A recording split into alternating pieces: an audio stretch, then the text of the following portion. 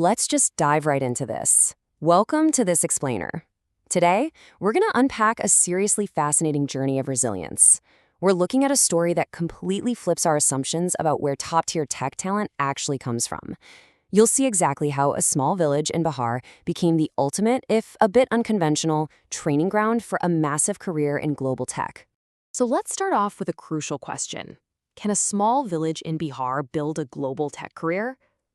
It's so easy to just assume that the road to big tech only starts in these massive, bustling metropolitan cities, places with endless resources, high-speed fiber internet, and elite private schools.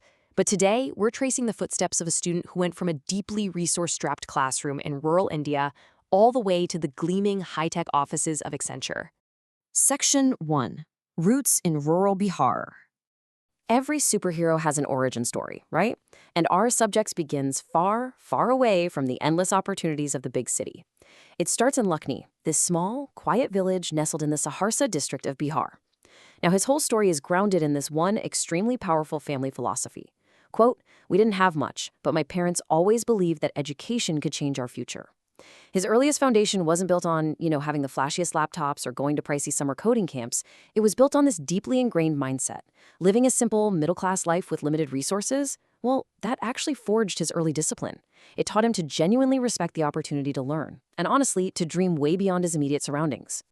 If we look at his early educational timeline, we can actually see his character building step by step. He starts class 1 through 5 right there in his home village of Lucknow. Then, he pushes slightly outward to a nearby middle school for classes 6 through 8. Finally, for class 9 and 10, he takes a much bigger leap, moving away from his village entirely to study in the broader Saharsa district under the Bihar School Examination Board. This whole progression, it wasn't just about changing schools. It brilliantly illustrates his early journey toward independence. Leaving his village for the very first time was definitely not easy, but it taught him adaptability. And let me tell you, adaptability is an absolutely essential skill if you want to survive in the ever-changing tech industry.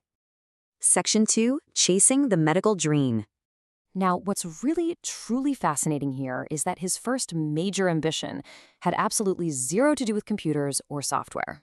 After class 10, he packed up his life and moved to the city of Patna with one singular burning goal.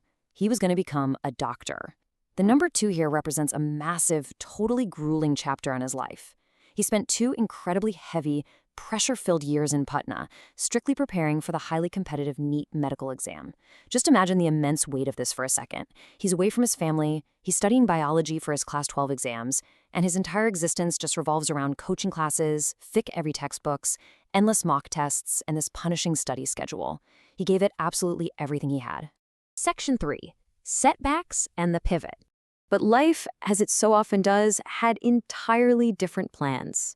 We're now entering what felt, at the time anyway, like a deep, dark abyss for his career aspirations. This right here illustrates the staggering double blow he faced.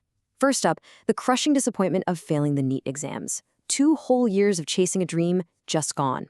And as if that wasn't painful enough, his Class 12 board results arrived with an absolute shock. He was incorrectly marked as failed in one subject. He knew in his gut this was a clerical mistake, but man, he was staring at a piece of paper basically telling him his academic career was suddenly in ruins. And there's that number 2 again. But this time, it represents the agonizing 2 months he spent waiting after filing a formal complaint with the Bihar School Examination Board. For 2 incredibly anxious months, his entire future was just on pause. Imagine the stress. But finally, the board reviewed his case and corrected the result.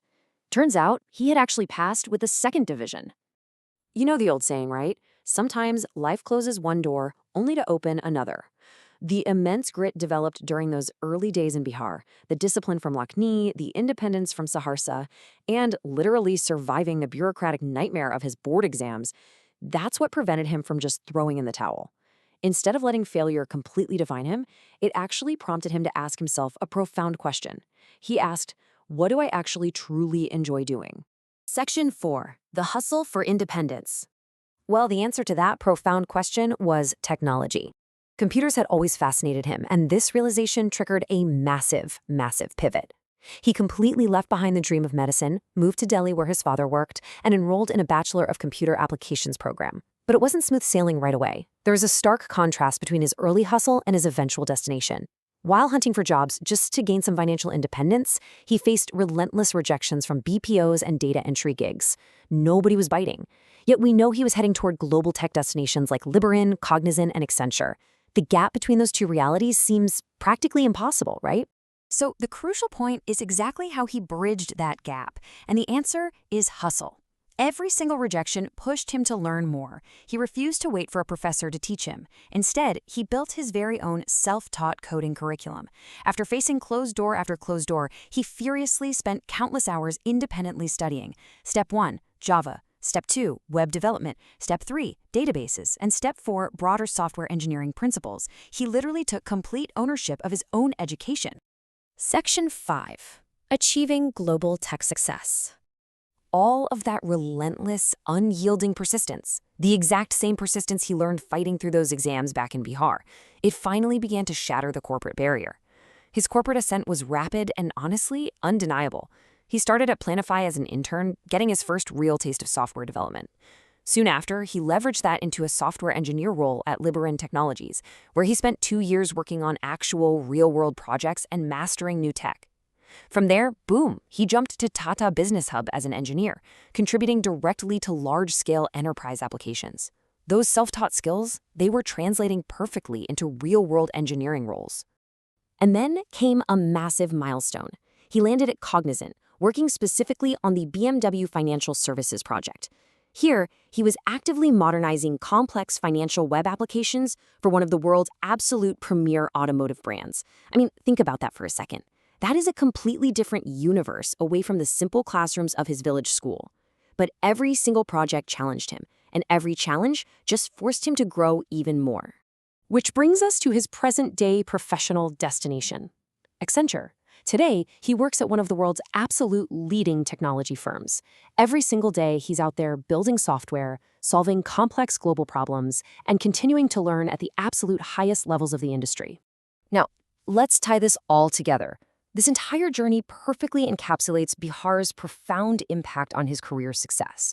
See, this isn't just a story about a guy who learned to code. Not at all. He succeeded in global tech because he embraced early discipline with very limited resources back in Lakini. He succeeded because he built independence by moving to Saharsa. He succeeded because he learned this deep, unbreakable resilience from failing the NEET and surviving those awful board exam errors in Patna. That foundation, that Bihar foundation, is exactly what allowed him to transform constant job rejections into a furious, successful self-education in Delhi. Which brings us to a question I really want to leave you with today. Your starting point doesn't decide your destination. So what is your starting point? I want to challenge you to look at your own early struggles, maybe your own lack of resources, or your own painful setbacks. What if those aren't limitations at all? What if, just like the village coder, those struggles are actually your ultimate training ground? And I'll leave you with these final, incredibly inspiring words straight from the source himself. It's a perfect summary of how to navigate from wherever you are right now to wherever you want to be. Quote, "Dream big, stay patient, keep learning, never give up." Thank you so much for joining me on this explainer. Keep learning, and I'll catch you on the next one.